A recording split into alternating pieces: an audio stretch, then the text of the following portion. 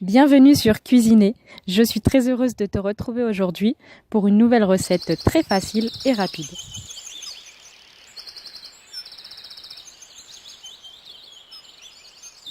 On se demande souvent quoi faire avec l'okara, le restant d'amandes après avoir fait un bon lait d'amande. Pour ne pas le jeter ou changer des recettes sucrées, voici une manière de l'utiliser dans la recette de mes petits financiers salés aux tomates séchées et carottes, sans lactose, que tu peux décliner de plein de manières, par exemple en y ajoutant des olives. Ici, c'est une version végétarienne, mais sans problème, tu peux le faire sans œufs. Et allez voir juste ici, en cliquant sur la fiche, la recette de mon cake vegan que j'ai réalisé. Gourmand et ultra moelleux, très aérien et pas du tout pâteux.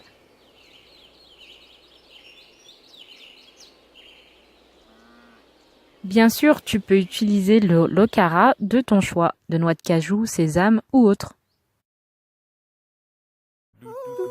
Pour les ingrédients, on a besoin de 200 g d'okara, de poudre d'amande, de 200 g de farine de blé. Pour la version sans gluten, je vous conseille 200 g de farine de riz et 60 g de maïzena, de 3 carottes râpées, de 20 centilitres de crème de soja, de 150 ml de lait de soja, d'une grosse poignée de tomates séchées ou fraîches, d'une cuillère à soupe de graines de courge, de sésame et de lin.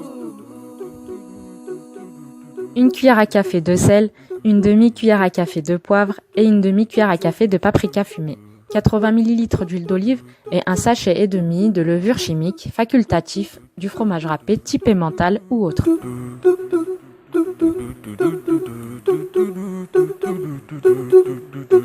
On mélange tout simplement tous les ingrédients ensemble. Pour une version vegan sans œufs, laissez tel quel ou ajoutez en dernier 2 œufs et une fois que c'est fait, on n'a plus qu'à verser dans des petits moules à muffins ou à madeleine. Dessus pour la déco, j'ai mis de l'aneth, du basilic séché, quelques graines et pour les enfants, du gruyère.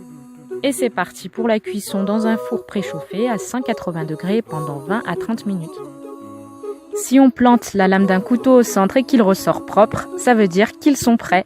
À déguster à la sortie du four avec modération car ces petits financiers tout chauds sont addicts. J'espère que cette recette t'a plu et te sera utile. Si tu l'as fait, n'oublie pas de prendre une photo et de me l'envoyer sur mes réseaux sociaux. Merci et à très vite pour la prochaine vidéo. Et psst, si t'es nouveau sur Cuisiner, n'hésite pas à t'abonner pour ne rien rater.